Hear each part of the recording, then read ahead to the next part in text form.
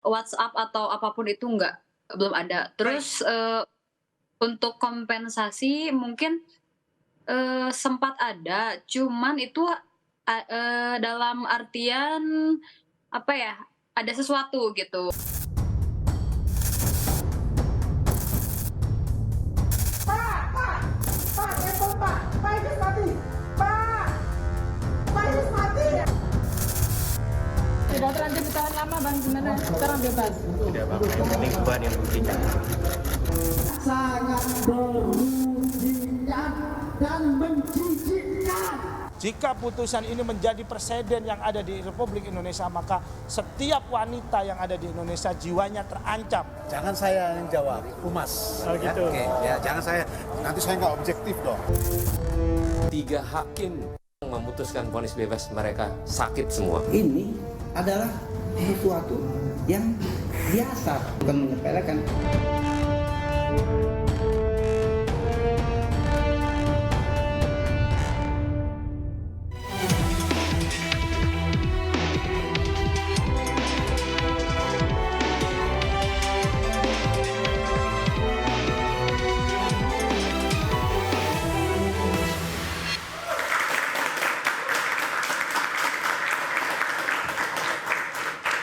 Oktober 2023 yang kelabu, Dini Sera Afriani meregang nyawa di tangan kekasihnya Gregorius Ronald Tanur.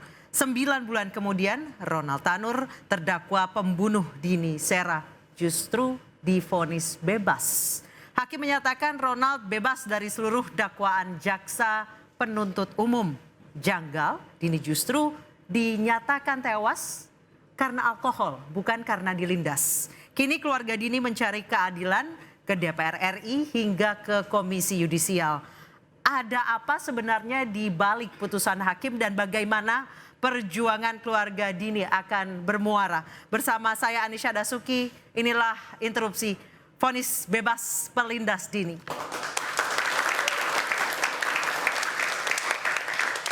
Untuk membahas mengenai putusan hakim yang kontroversial sudah bergabung bersama kami di studio interupsi. Ada di sebelah kanan saya Bapak Marwarar Siahaan, mantan hakim peradilan umum. Selamat malam. Selamat malam. Pak Maruf. Selamat malam. Di sebelah kiri saya ada Bang Saur Siagian, praktisi hukum. Selamat malam Bang Saur. Selamat malam Mbak Anissa. Dan sudah bergabung melalui sambungan live bersama kami Alfika Risma, adik dari almarhumah Dini Sera. Selamat sore Mbak Alfika. Baik, kami juga akan menyapa Kapus Penkum Kejagung Harley Siregar. Selamat malam Pak Harley. Baik, saya akan ke Pak Harley terlebih dahulu.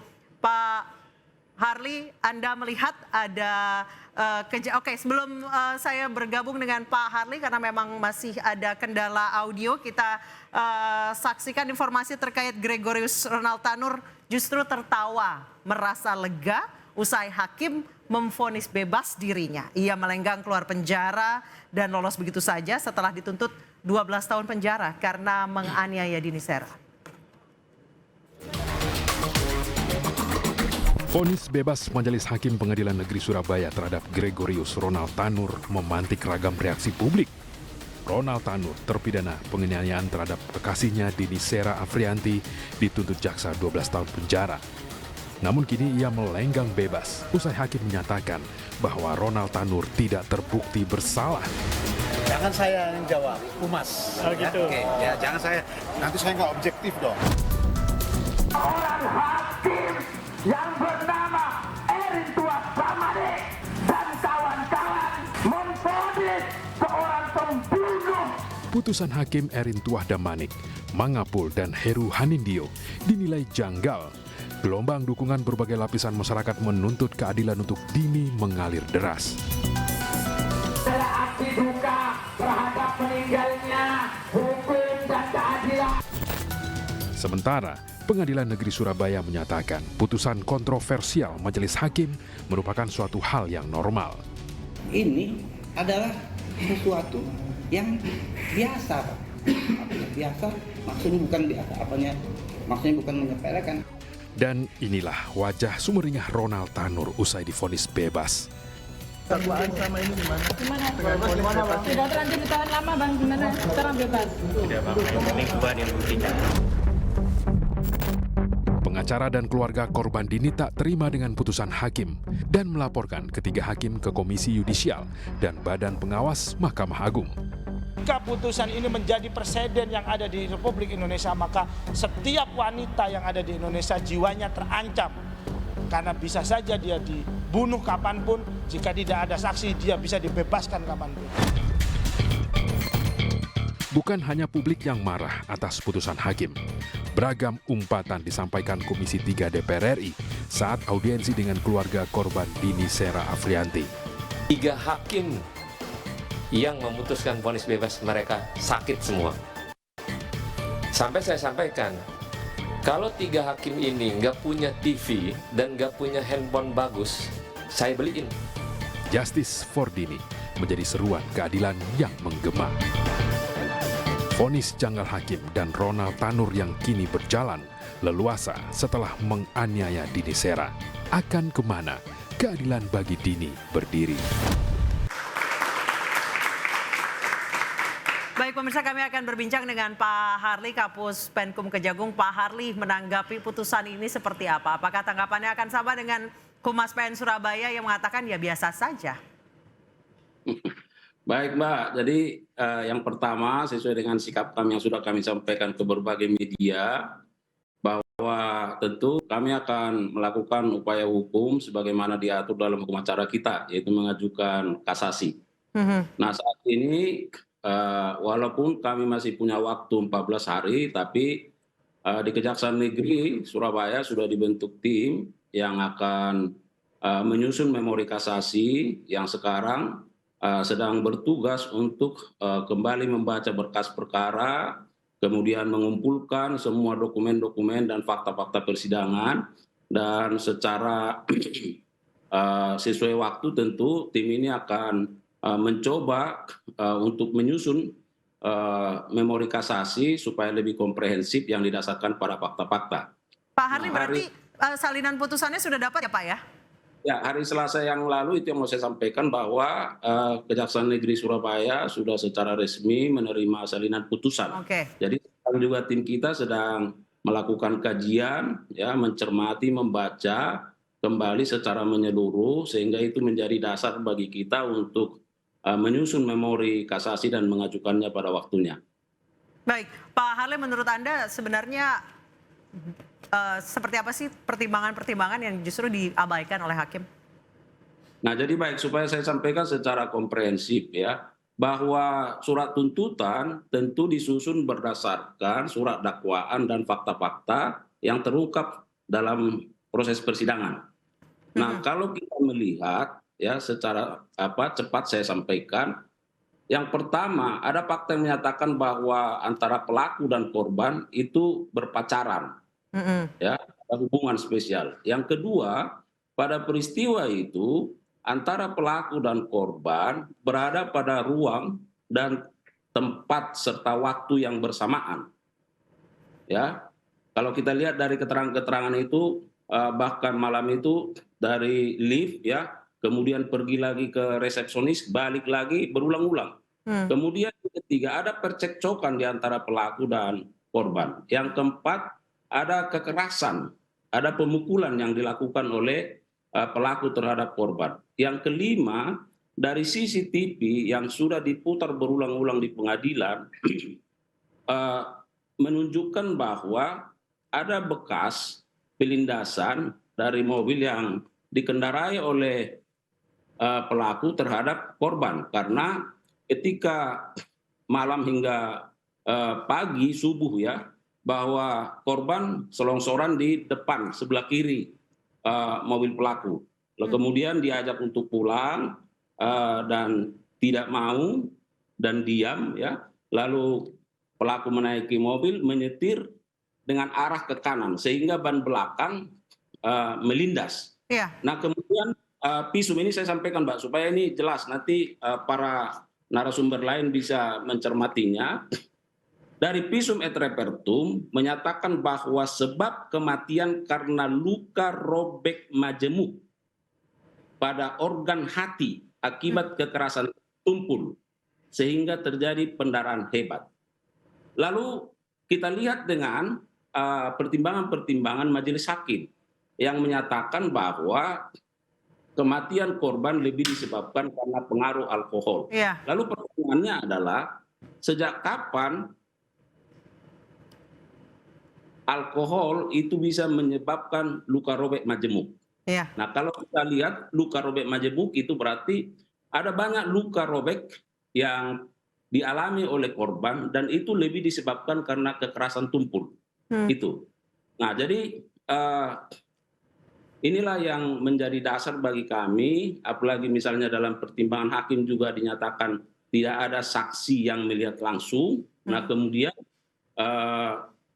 menyatakan bahwa terdakwa secara beritikat baik sudah membawa korban ke rumah sakit. Nah, saya kira hal-hal ini adalah satu pertimbangan yang sangat sumir yang dilakukan oleh hakim yang tidak sesuai dengan fakta-fakta yang terdapat selama proses persidangan. Jadi kalau kita kaitkan dengan pasal-pasal dakwaan, Mbak, ya, jaksa penuntut umum dalam perkara ini sudah menyusun ya surat dakwaan secara berlapis karena ada pasal pembunuhan 338, ada pasal penganiayaan yang mengakibatkan matinya orang pasal 351 ayat 3, ada pasal karena kelalaiannya mengakibatkan mati orang 359. Kemudian ada pasal penganiayaan biasa.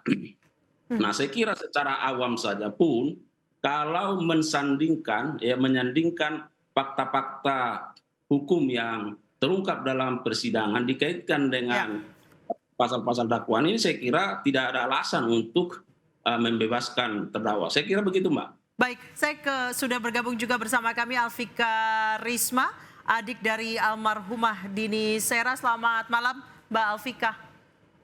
Malam, Kak. Mbak Alfika, keluarga bersama kuasa hukum sudah berupaya mencari keadilan ke DPR, ke KY. Sejauh ini seperti apa bantuan dari mereka? Kemarin kan baru selesai dari Mahkamah Agung kan, selesai dari maksudnya maaf, dari Komisi Yudisial, kan itu cuma dapat rekomendasi kan untuk proses ke Mahkamah Agung. Lalu kemarin saya beserta kuasa hukum membuat laporan ke Mahkamah Agung. Lalu itu baru mau diproses gitu. Baik, Mbak Alfika, sejauh ini apakah mohon maaf saya menggali luka lama atas kehilangan saudara Anda. Apakah sebelumnya kakak Anda pernah bercerita bahwa memang hubungannya dengan kekasihnya itu toksik mungkin? Enggak sih, Kak. Kalau untuk maksudnya dia nggak cerita gitu, nggak pernah cerita tentang si terdakwa. Tapi mungkin saya kurang tahu sosok Ronald lebih dalam seperti apa. Mungkin memang seperti itu, cuman almarhum tidak pernah menceritakan. Baik, sejauh ini anaknya usia berapa, Mbak Alfika? Anaknya sekarang usia 13 tahun ini. Baik. Sudah bergabung juga bersama kami Dimas Yemahura. Oke, baik, kami masih menunggu Mbak. Saya ke Mbak Alfika kembali. Mbak Alfika, setelah ini apa lagi upaya yang akan dilakukan oleh keluarga? Kami menunggu Mahkamah Agung dalam proses pelaporan kemarin ke Bawas, ke Badan Pengawas Mahkamah Agung, lalu mungkin nanti bisa yang menunggu dari hasil JPU untuk kasasi itu, Kak. Baik, Mbak Alfika, sejauh ini sudah pernahkah ada itikat baik dari Ronald Tanur maupun keluarganya mungkin untuk meminta maaf atau menawarkan kompensasi atau meminta damai? Untuk meminta maaf secara pribadi, secara langsung belum pernah. Mungkin orang tuanya sebelum dinonaktifkan sebagai anggota DPR itu mungkin pernah di waktu konferensi pers mungkin ya. Waktu itu dia sempat di media saja gitu. Tapi untuk WhatsApp atau apapun itu belum ada. Terus untuk kompensasi mungkin sempat ada, cuman itu dalam artian apa ya? Ada sesuatu gitu. Soalnya dia menawarkan hal ya maaf Kak, menawarkan sejumlah uang, ingin menawarkan sejumlah uang. Tapi harus cabut laporan ya? Ya mungkin seperti itu. Tapi gimana ya? Jadi dia bilangnya pokoknya nggak boleh ketahuan sama pengacara gitu aja. Nggak boleh bilang siapa-siapa. Jadi harus minta damai. Terus sama sekali tidak boleh diungkit ya kasusnya ya, tidak boleh bawa-bawa pengacara ya. Betul. Kalau minta maaf, ya silakan. Bahkan itu ke saya pun nggak boleh, soalnya bilangnya cuma ke bapak aja. Oh gitu, jadi tidak boleh diceritakan ke keluarga. Cuman bapak saya aja gitu yang tahu. Minta maaf secara langsung, sowan ke rumah Anda, ke rumah orang tua Anda, minta maaf telah mungkin membunuh putrinya, itu tidak pernah sama sekali, hanya di publik saja? Tidak ada. Bahkan tidak sampai sekarang ada. Bahkan dari waktu diberikan tuntutan 12 tahun penjara hingga sekarang terdakwa bebas juga tidak pernah ada permintaan maaf sama sekali.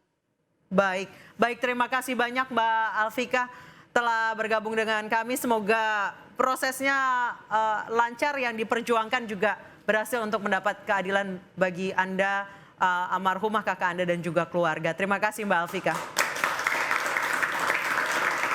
Saya ke Pak Maru. Pak Maru, Anda melihat ini hakim kayak sama sekali tidak mengabaikan pertimbangan-pertimbangan, bahkan hasil visum et repertum juga seakan-akan diabaikan. Ya, sebelum kita mulai ya, saya kira saya menyatakan berduka cita juga kepada keluarga korban ini dan harapan mereka boleh berhasil dalam memperjuangkan keadilan. Tetapi kasus seperti ini, katakanlah ini kalau dalam situasi negara kita sekarang di mana sebenarnya ada krisis secara nasional, konstitusionalisme dan rule of law, maka ini kasus hakim ini adalah tip of the iceberg. Jadi dia ada di puncak gunung. Karena kebetulan viral aja ya, Pak Maru. Viral. Jadi di seluruh kondisi kita sekarang ini terjadi apa yang dikatakan kerusakan sistem. Anda perhatikan sejak sebelum pemilu kita melihat bagaimana termasuk para pejabat-pejabat melanggar konstitusi. Yaitu ada hakim konstitusi dicabut without due process. Tidak ada proses sama sekali. Kemudian diangkat hakim konstitusi tanpa menuruti apa ketentuan konstitusi dan undang-undang MK. Dan kemudian kita lihat ke bawah sesudah pemilu, menjelang pemilu, bagaimana MK ditabrak begitu hebat oleh suatu putusan yang sama sekali tidak harusnya muncul. Apa yang selalu saya katakan, putusan itu menjadi, kalau di Amerika dikatakan jadi Pak Maru, menurut Anda hal seperti ini lumrah terjadi? Bukan lumrah. Sering terjadi. Kegagalan yang ada secara sistemik, secara nasional dari seluruh aparat ini, apakah kita katakan sekarang saya melihat hakim dulu. Memang hakim itu adalah dalam integrated criminal justice system, kita harapkan sebenarnya dia akan menjadi juga pengontrol seluruh proses. Mulai dari penyidikan sampai putusan. Tapi ketika ternyata seperti ini, tentu ada yang salah di dalam sistem ini. Kalau kita lihat ini, Komisi Judisial juga sudah sejak tahun berapa itu reformasi ada, mereka itu juga menjadi masalah sekarang. Mampukah mereka misalnya meyakinkan Mahkamah Agung untuk melakukan kontrol? Misalnya juga Mahkamah Agung juga tidak melihat perubahan konstitusi sekarang itu, tetap mereka berpedoman bahwa satu atap itu tidak boleh dengan mudah memeriksa hakim itu. Dan yang terakhir barangkali kita akan melihat seperti ini. Di dalam kasus-kasus seperti ini sebenarnya harus mampu dilakukan legal audit terhadap putusan itu. Kalau sekarang misalnya Pak Jaksa tadi sudah mengatakan pemeriksaan kasasi, ya. Tetapi standar itu juga harus ada pada Komisi Judisial. Bagaimana mengaudit putusan sehingga kita bisa menemukan ini. Kalau tadi Jaksa mengatakan saya sering juga mendengar ada visum. Nah, pelanggaran hukum acara kalau bisa ditelusuri salah satu daripada bagian yang harus diawasi itu apakah memang hakim patuh kepada hukum acara. Baik. Baru kembali nanti soal etik kita bicarakan. Saya kira sementara demikian dulu. Oke, Pak Marwar, saya sudah bergabung juga dengan bersama kami Dimas Yemahura, pengacara keluarga Dini Sera. Selamat malam, Pak Dimas. Selamat malam, Assalamualaikum Mbak. Waalaikumsalam warahmatullahi wabarakatuh. Ketika kemarin ke DPR dikatakan ini pasti hakimnya ada hengki-pengki katanya. Kita akan bahas dengan Pak Dimas dan juga dengan Bang Saur. Usai jeda berikut tetap di Interupsi.